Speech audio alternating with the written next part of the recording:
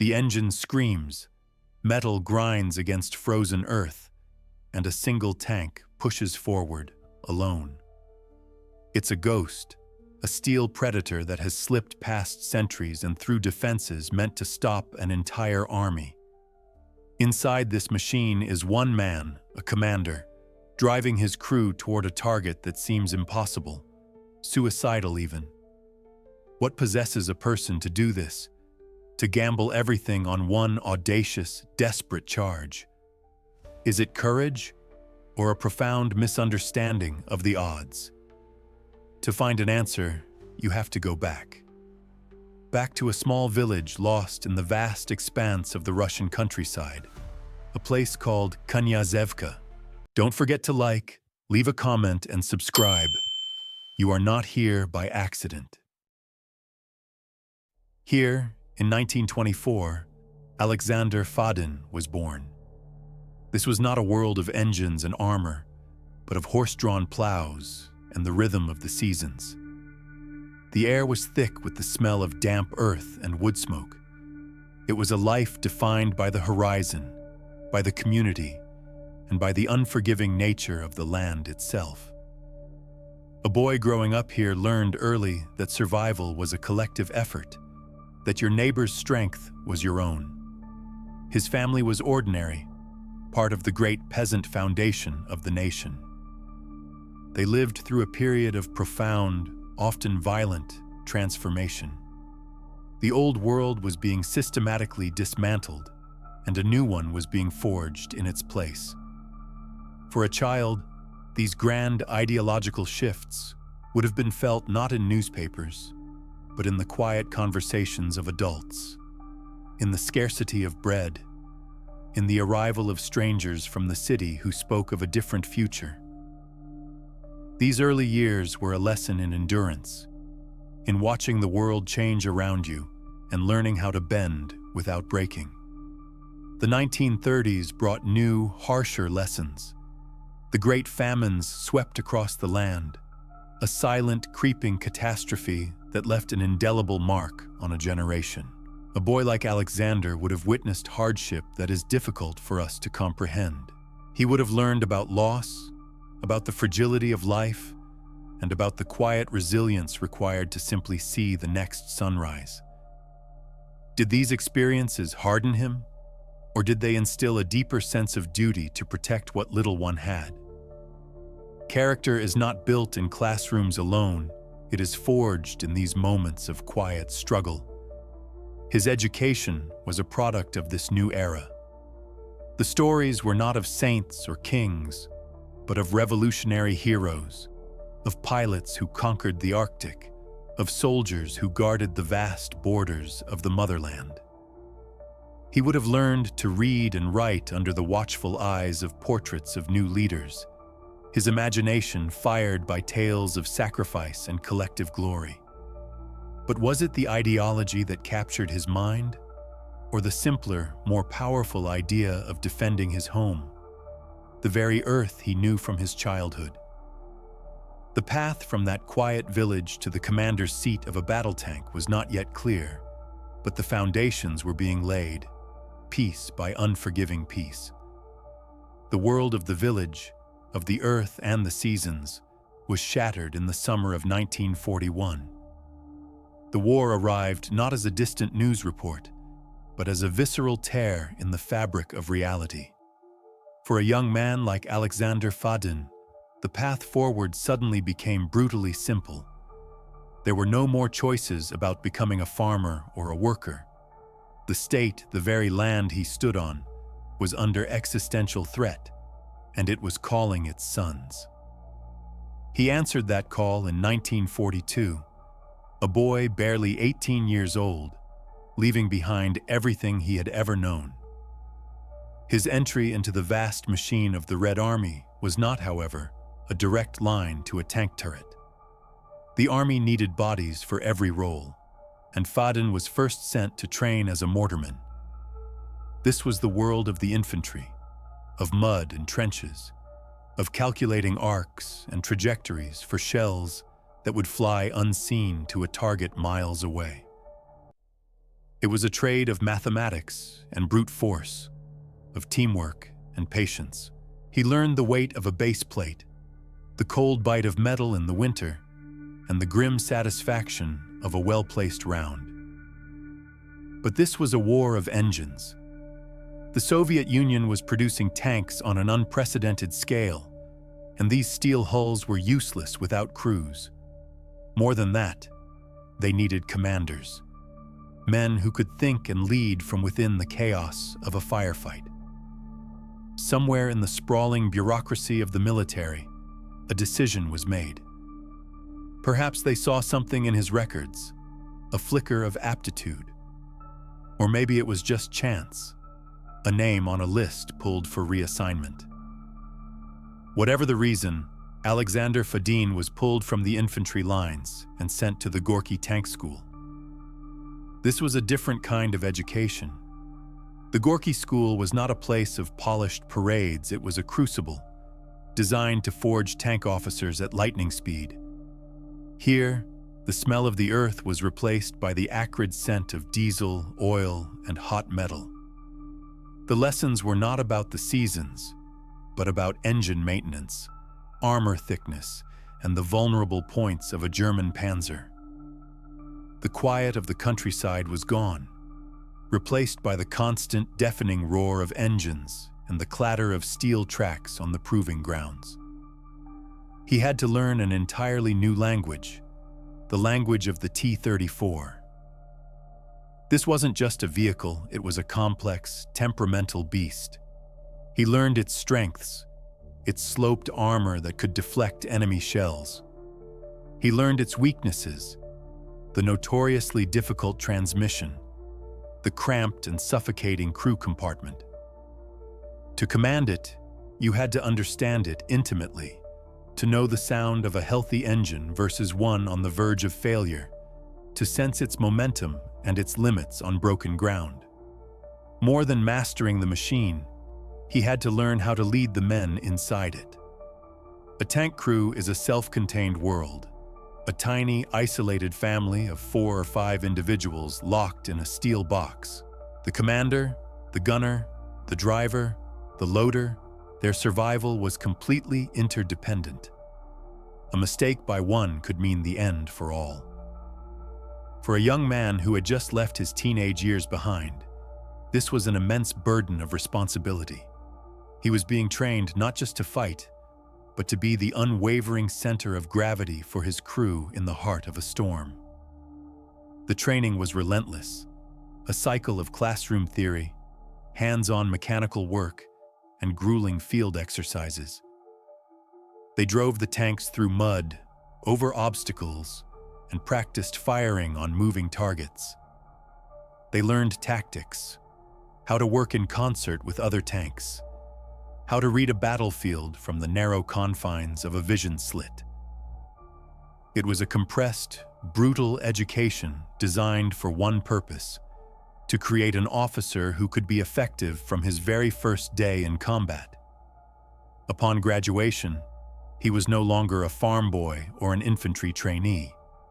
He was Junior Lieutenant Fadin, a tank commander. He was given his commission, his orders, and a destination: the front. This was the moment where theory would collide with the unscripted, terrifying reality of war. All the training, all the drills, were just preparation. The real test, the one that truly mattered, was about to begin. His arrival at the front would have been a profound sensory shock.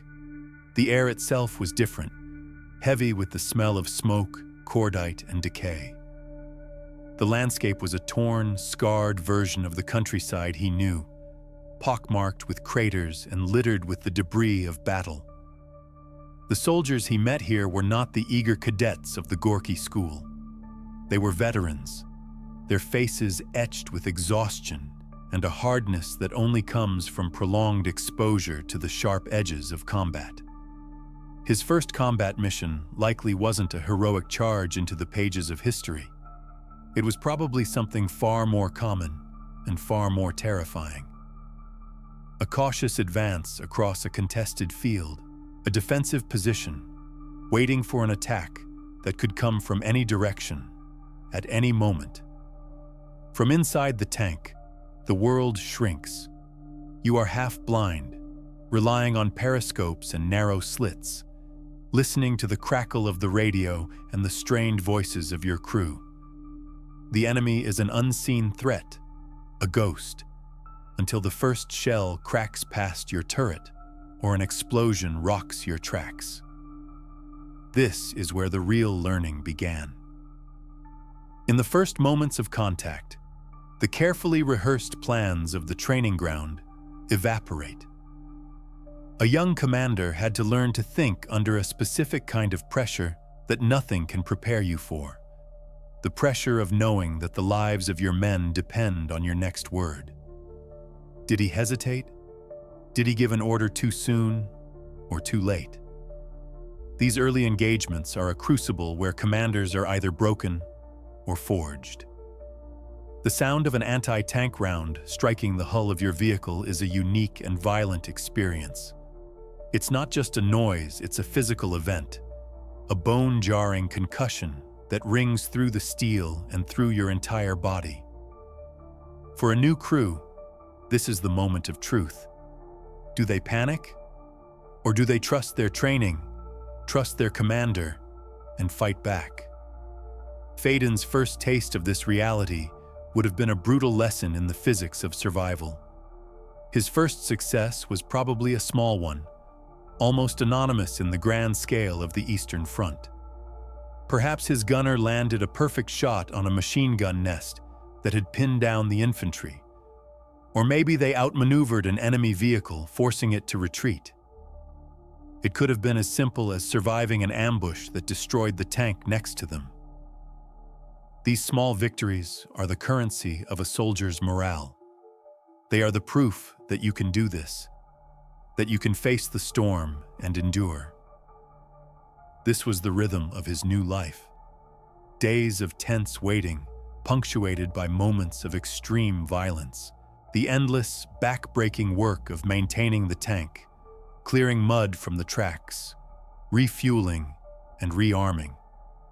The camaraderie of the crew, sharing stale bread and thin soup in the shadow of their machine, a brief respite from the constant threat. This was not a war of grand strategy for him, yet it was a war of meters, of a single field, a single trench line. Through this initial baptism of fire, a different man began to emerge. The qualities that would later define his command style were likely starting to show. Was it an unusual coolness under fire, an intuitive grasp of the terrain, an ability to see a path where others saw only obstacles? These things are not taught in a classroom. They are revealed in the heat of battle, tested and sharpened with every engagement. He was no longer the green junior lieutenant from the academy.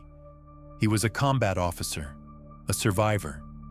He had seen the enemy, he had felt the impact of their weapons, and he had learned the brutal calculus of armored warfare. He had proven he could lead his small crew through the fire. But the war was vast, and the battles to come would demand more than just survival. They would demand a kind of audacity that few possessed. Survival is one thing, but on a front line that stretched for thousands of kilometers, something else was needed to be noticed. It was a landscape of countless small acts of bravery, most of them lost to history. So what was it about Fadin that caught the eye of his superiors? Perhaps it was a certain disregard for conventional thinking, an aggressive instinct that saw opportunity where others saw only danger. In the brutal mathematics of armored warfare, caution could be just as fatal as recklessness. He seemed to possess an intuitive understanding of that balance. This growing reputation was not built on a single dramatic event, but on a pattern of performance. A willingness to push his T-34 a little harder, to advance a little further, to hold a position a little longer. This kind of reliability, this aggressive competence, becomes a form of currency. It earned him the trust of the infantrymen who fought alongside his tank, and it earned him more dangerous assignments from commanders who needed a problem solved. A quiet legend begins this way, not in headlines, but in the grim nods of respect from men who have seen what you can do. The summer of 1943 arrived, hot and heavy with anticipation. The Eastern Front was coiling like a spring. Near the city of Kursk, the greatest concentration of armor the world had ever seen was gathering for a decisive confrontation. This was to be the tipping point, the moment that would determine the direction of the entire war. For a tank commander like Alexander Fadin, this was not an abstract strategic calculation. It was the ground shaking under the movement of thousands of engines, the sky crisscrossed with aircraft, the air itself tasting of metal and diesel. He and his crew found themselves part of the immense Soviet counteroffensive on the Oriel salient, a northern pincer of the greater battle. This was not a landscape for elegant maneuver. It was a dense, layered defense of fortified villages, interlocking fields of fire, anti-tank ditches, and vast, hidden minefields. It was a place designed to consume tanks, to bleed an attacking army dry.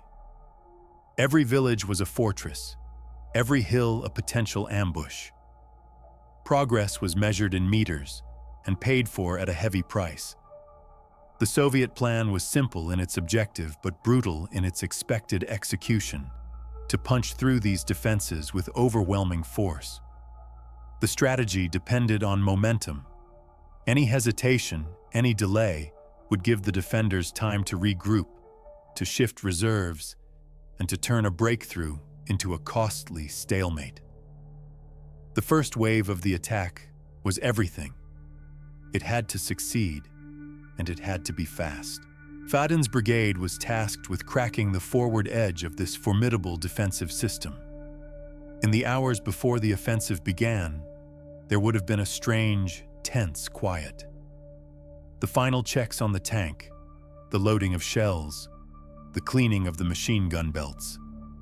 Inside the tight steel confines of the T-34, the crew would have moved with a practiced economy of motion.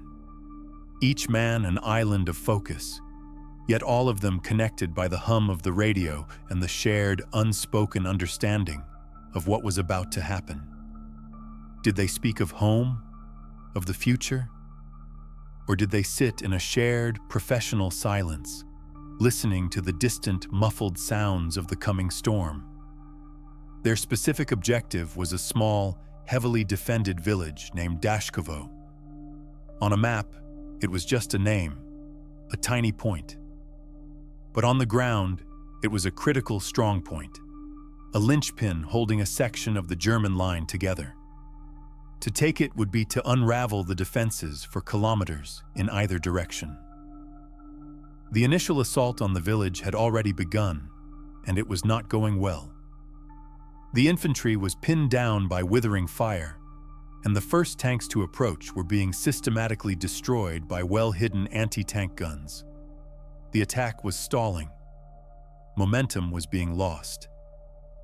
It was in this moment of crisis that Fadin's defining quality, his tactical audacity, came to the forefront. While other commanders saw an unbreakable wall of fire, he saw a gap. A narrow, muddy ravine, dismissed by both sides as impassable for tanks, ran along the flank of the German position. It was a gamble of the highest order. If he got stuck, his tank would be a helpless target.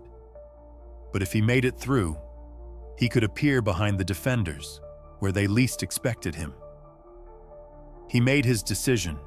He gave the order, and his T-34 broke away from the main formation, lurching down into the ravine. For a few minutes, they were utterly alone, hidden from the battle but also cut off from any support. The tracks churned in the thick mud, the engine straining as the tank clawed its way forward. From the narrow vision slits, the world would have been a blur of earth and sky. They were a steel ghost, moving unseen through a crack in the enemy's world. They emerged from the ravine behind the main German line of resistance. The surprise was absolute. The defenders of Dashkovo were focused on the frontal assault, their guns and attention directed forward.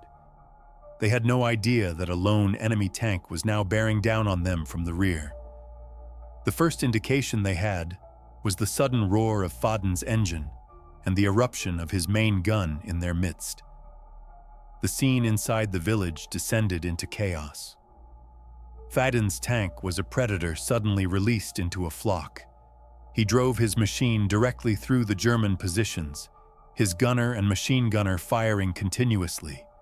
They targeted anti-tank guns, mortar pits, and concentrations of infantry. The tight streets of the village turned the tank into an unstoppable battering ram, its armor deflecting the small arms fire that rained down upon it. This was not a duel between tanks. It was a systematic disruption of an entire defensive position by a single, audacious crew.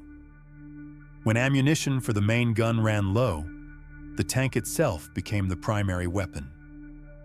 Fadin ordered his driver to ram gun emplacements, crushing them under the weight of the T-34's tracks. He maneuvered through gardens and smashed through wooden fences, appearing from unexpected angles, firing, and then disappearing behind a building before the enemy could react. They were not just destroying targets, they were creating panic. A defense is built on cohesion and communication. Fadin's lone tank shattered both. German soldiers, believing they were being overrun by a major breakthrough, began to abandon their positions. The command structure fell apart. The seemingly impregnable fortress of Dashkovo was being dismantled from the inside out by one vehicle. This chaos was the opportunity the main Soviet force had been waiting for. Seeing the disarray in the German lines, the pinned-down infantry renewed their assault. Other tanks pushed forward, finding the resistance that had been so fierce just minutes before, now confused and wavering. Fadin's solitary charge had been the key that unlocked the door. For what felt like an eternity, but was likely less than an hour, Fadin and his crew fought alone inside the village. By the time the first friendly soldiers reached them, the battle for Dashkovo was effectively over. The ground was littered with the wreckage of German equipment. Fadin's tank, dented, scarred, and out of ammunition, sat idling in the center of the village, its engine still hot. The immediate aftermath would have been a strange mix of adrenaline, exhaustion, and ringing silence. The crew, deafened by the constant noise of the engine and the guns, would have emerged into the smoky air, their faces black with cordite and sweat. They had survived. More than that, they had accomplished what an entire battalion had failed to do. One tank had broken a defensive line meant to stop a division. But the man inside, the commander who made that impossible choice, how is a person changed by a day like that? The legend of Dashkovo created a new kind of pressure. A single act of impossible bravery doesn't grant you immunity. It paints a target on your back. For the men who served with Alexander Fadin, he was now more than a commander. He was a talisman, a living embodiment of the idea that audacity could conquer brute force. For his superiors, he was a valuable, if dangerously unconventional, asset. And for the enemy, he was a name to be learned, a ghost who had appeared where no tank should be. But ghosts can be exorcised, and legends can be broken. The war was far from over. The quiet that followed that winter offensive was deceptive. Across the vast front, both sides were gathering strength for what would become the largest tank battle in human history. The stakes were being raised from skirmishes over villages to a cataclysmic confrontation on the open steppe. Fadin and his crew were refitted and reassigned. Their T-34 part of the immense steel wall being assembled to meet the coming German summer offensive. This would not be a fight in narrow streets. This would be a war of open spaces, long-range gunnery, and overwhelming numbers. The fields around Kursk in the summer of 1943 were a different universe from the snow-choked ravines of the winter. Here, there was nowhere to hide. The battlefield was a vast, rolling ocean of grass and wheat, where camouflage was a prayer and cover was a distant dream. And into this arena, the Germans unleashed their new weapons, the Panther, the Tiger. These were machines of a different order, with armor that could shrug off shells from a T-34 and cannons that could kill from 1,000 meters away. The tactical calculus had changed completely. For a commander like Fadin, who relied on speed, surprise, and getting close, this new reality was a mortal threat. His entire method of fighting was built on closing the distance, on turning a tank duel into a close-quarters brawl. But how do you get close to an enemy who can destroy you before you are even in effective range? This was the question facing every Soviet tank commander that summer, and the answer, for many, was paid for with their lives. During one of the ferocious counterattacks near the village of Mali Mayachki, Fadin's company was ordered to assault a heavily fortified German position. They advanced across an open field, a wave of green tanks against a ridge bristling with anti-tank guns and dug-in armor. Almost immediately, the air filled with the whip-crack sound of high-velocity shells. Tanks to his left and right erupted in flame. This was not Dashkovo. There was no hidden ravine, no clever flank to exploit. This was a direct, brutal, head-on collision. His tank shuddered violently as a shell struck the front glacis plate. The armor held, but the force of the impact was immense, filling the crew compartment with a deafening clang of steel and the acrid smell of spalled metal. Another hit, this time on the turret, sent a shower of sparks down. Then came the one they all dreaded. A shell, perfectly aimed, struck not the thick armor but the running gear. The tank lurched, slewed sideways, and came to a dead stop, its left track shattered and useless. They were immobilized, a sitting duck in a sea of fire. The world outside the vision slits was a panorama of destruction. Other T-34s were burning, their crews desperately trying to escape the flames. The Soviet attack had stalled, and now, lumbering over the ridge, came the source of the destruction. 3 German Tiger tanks, moving with an unnerving, deliberate slowness. They were methodically picking off the stranded Soviet vehicles one by one, and Fadin's tank was next on their list.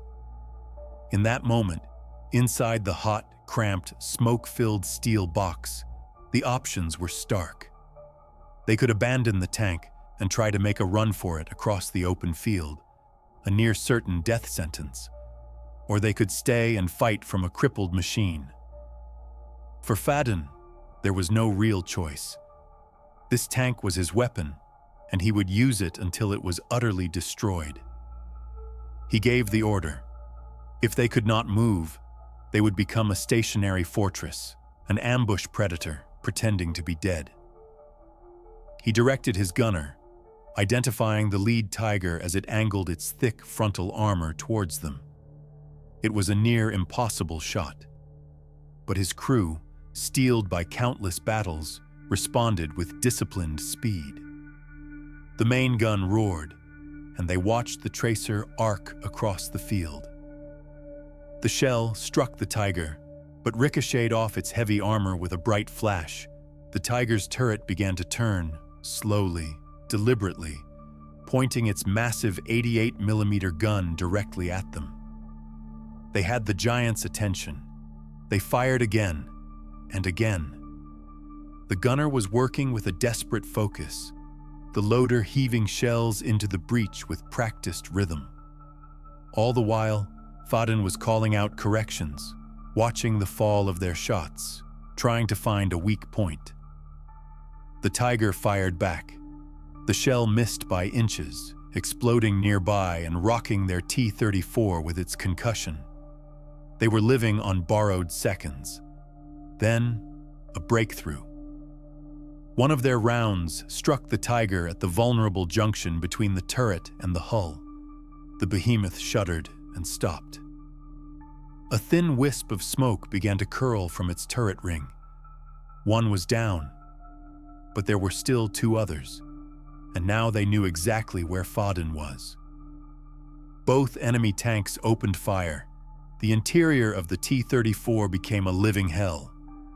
Shells hammered against the hull, the impacts so loud they were felt as much as heard. The air was thick with fumes. Shrapnel from near misses raked the exterior. Through his periscope, Fadin saw his own radio operator slump over, struck by metal fragments that had penetrated a seam in the armor. They were being systematically taken apart, yet they kept fighting. They engaged the second tiger, trading blows in a desperate static duel. Fadin's gunner, a man of incredible nerve, landed another critical hit, damaging the second tiger's gun. It began to pull back, smoke pouring from its cannon barrel. They had done the impossible. A single crippled T-34 had knocked out one tiger and forced another to retreat. But the price was mounting with every passing second. The third tiger, seeing its comrades defeated, was more cautious. It maneuvered, seeking a clear shot at their weaker side armor. Fadin knew they had only 1 or 2 shots left before their position became untenable. As his gunner lined up the shot, a German shell finally found its mark. It didn't fully penetrate the turret, but the impact was catastrophic. A wave of white-hot metal splinters exploded through the inside of the crew compartment. The world for Alexander Fadin dissolved into a universe of pure, searing pain. He felt a violent blow to his head and a sharp, tearing sensation in his leg. His vision blurred, and the sounds of the battle faded into a dull, distant roar. The last thing he remembered was the face of his gunner, turning towards him, his expression a mask of alarm, before everything went dark. He had faced down the deadliest machines on the battlefield, but even a legend cannot outrun a piece of flying steel. When consciousness returned, it was not to the scent of oil and cordite, but to the sterile smell of carbolic acid. The metallic ringing in his ears had been replaced by a muffled quiet, the agonizing jolts of the battlefield replaced by a stillness that was somehow just as unsettling. He was no longer in his tank. He was in a hospital bed, far from the front, and a part of him was missing forever. The leg that had braced him against the recoil of his tank's gun was gone. The details of what happened after he lost consciousness would have been pieced together for him later by a political commissar or a quiet nurse. His surviving crew, seeing the tank begin to fill with smoke, had dragged him out of the commander's hatch.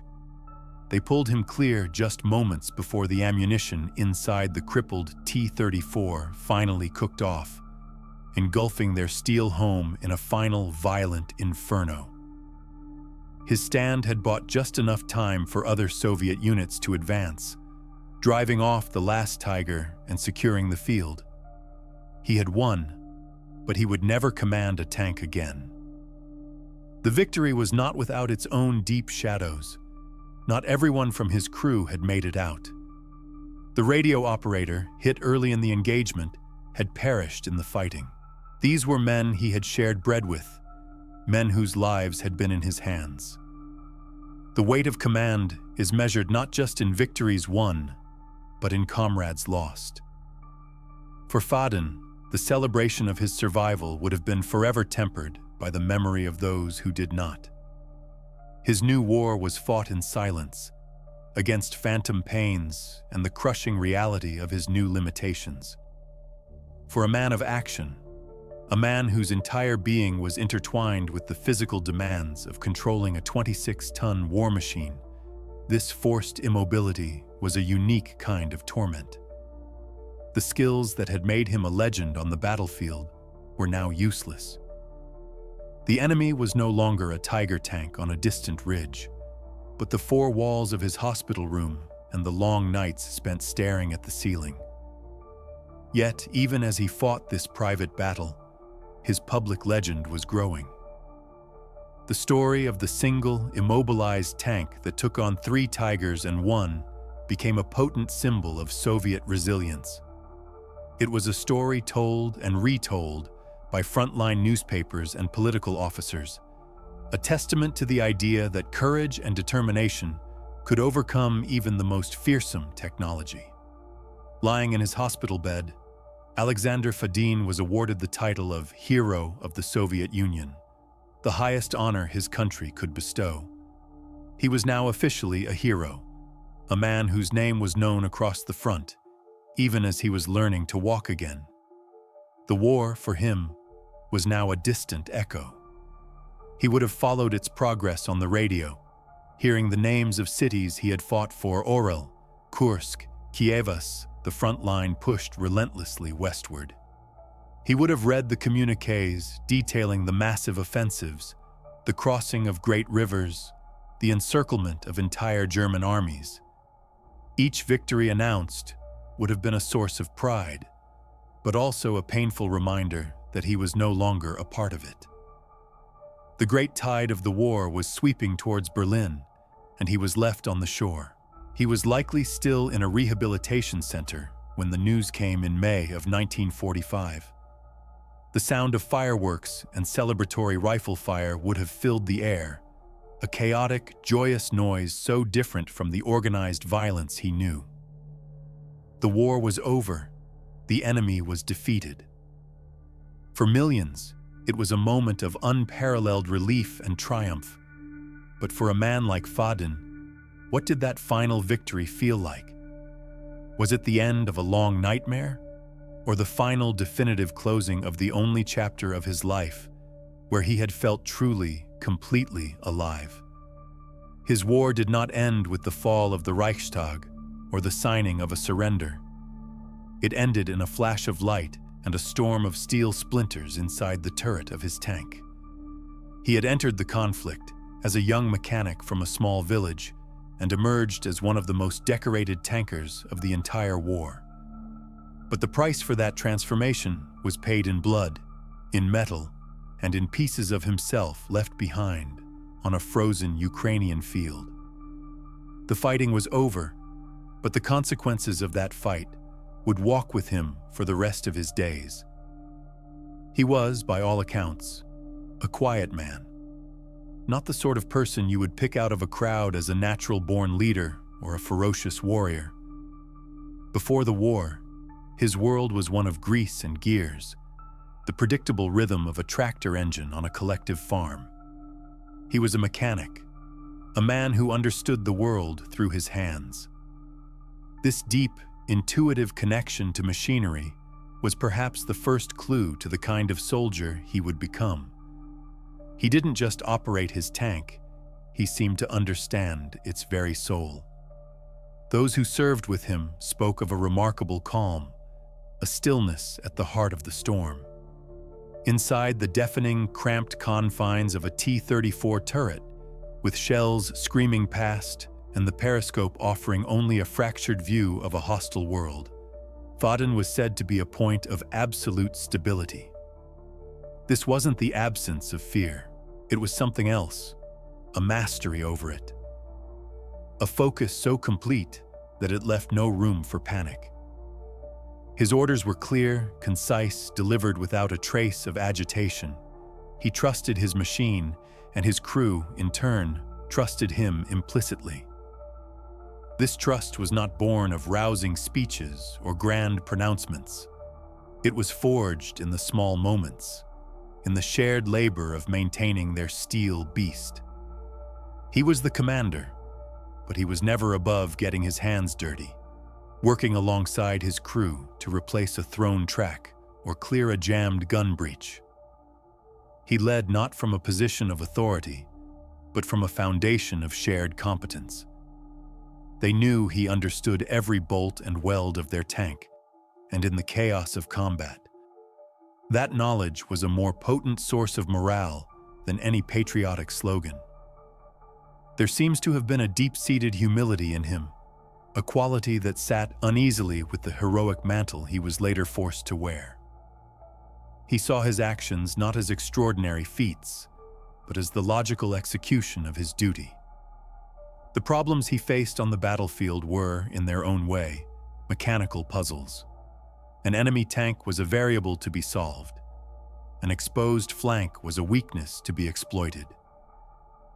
He approached combat with the same methodical patience he would have used to diagnose a faulty engine. This detached, almost clinical approach to survival is perhaps what allowed him to function at a level that seemed superhuman to others. One has to wonder how this quiet, practical man processed his own legend. As his story was being polished and retold across the Soviet Union, he was grappling with the raw, unglamorous reality of his injuries. The official narrative was one of triumphant sacrifice, a hero giving a part of himself for the motherland. His private reality was one of pain, of learning to navigate a world that was no longer built for him. Did he recognize the man in those newspaper articles? Or did he see a stranger, a fictional character created for a purpose he could understand, but with whom he could never truly connect?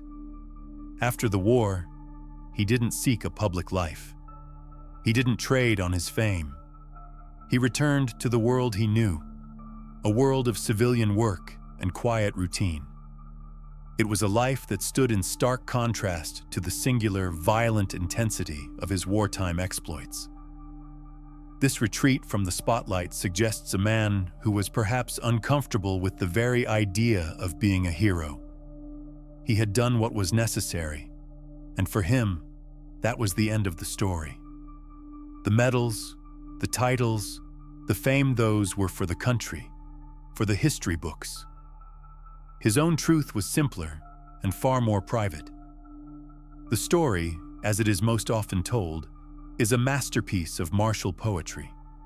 One lone, crippled Soviet tank against three of the Reich's most feared panzers. But the fog of war is thick, and memory is a notoriously unreliable narrator. Over the years, small inconsistencies have emerged, questions that whisper from the margins of the official record. The legend is powerful, but is it the entire truth? The question of the enemy tanks is central. Were they truly tigers? In the frantic, high-stakes calculus of a tank engagement, positive identification is a luxury few can afford. From a distance, the long-barreled, late-war Panzer IV could be, and often was, mistaken for its more formidable cousin. The psychological impact of facing a tiger was immense, and it's possible that in the heat of the moment, the crew perceived the threat to be greater than it was. To suggest this is not to diminish their courage, but to place it in a more realistic context. Fighting three powerful panzers is a heroic feat, regardless of their specific designation. Then there is the matter of the tank's immobility. The classic telling has Fadin's T-34 already disabled, a sitting duck, before the engagement even begins. This detail is crucial to the drama, casting him as the ultimate underdog. But some battlefield accounts are less clear. Is it possible the track was damaged during the fight itself, not before? A tank that can still maneuver, even sluggishly, has a tactical advantage that a static pillbox does not. The sequence of events matters, and the official version seems to favor the one that makes for the most compelling narrative. The focus of the legend is almost entirely on Alexander Fadin, the brilliant commander. Yet a tank is not a one-man weapon.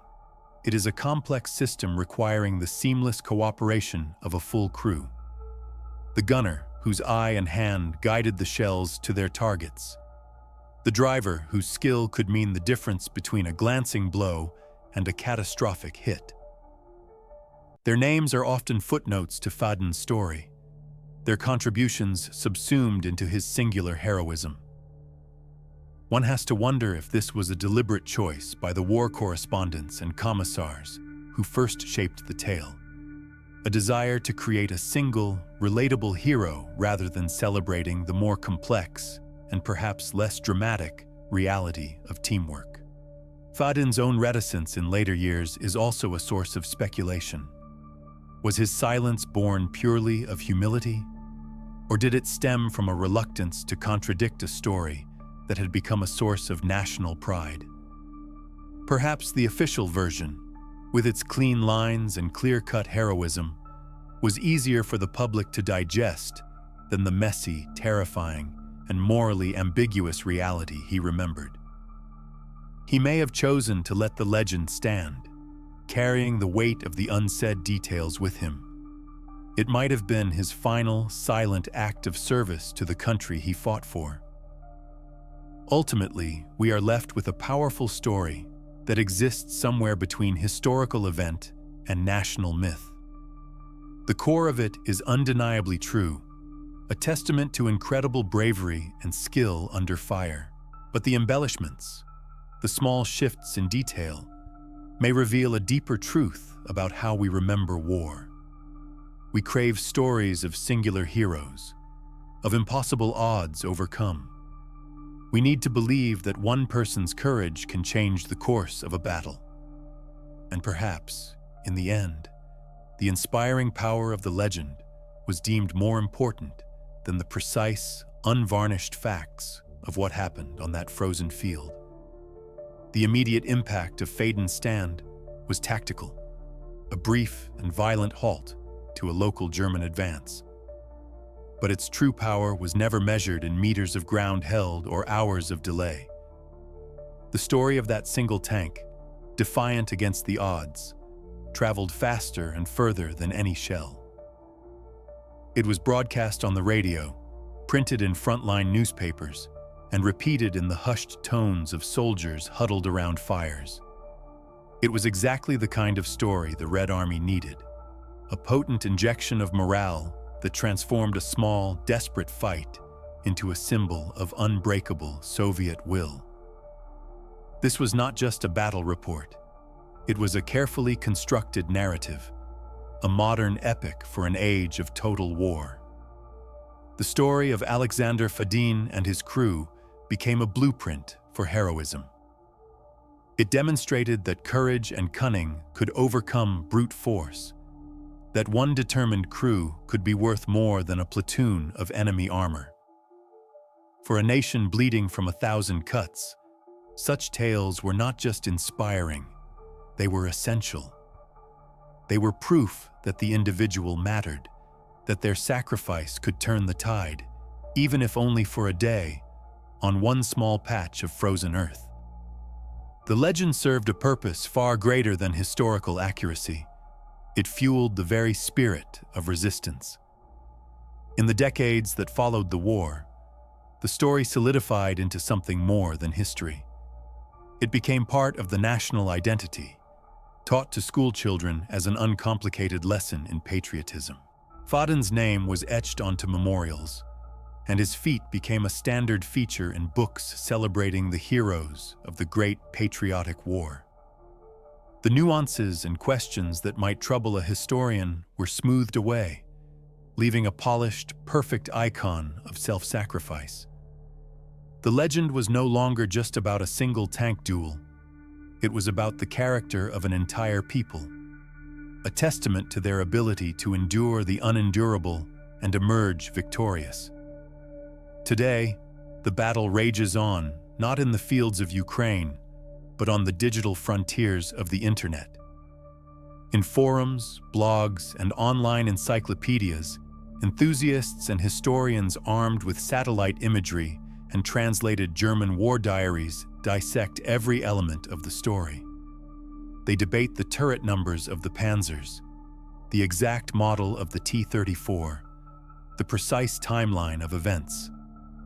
This modern scrutiny does not necessarily seek to diminish Fadin's bravery, but rather to understand it with a clarity that was impossible in the chaos of 1943. The legend is being tested, not by enemy shells, but by a collective global curiosity. And in a strange twist of fate, Fadin's heroism has found a new life in a world he could never have conceived.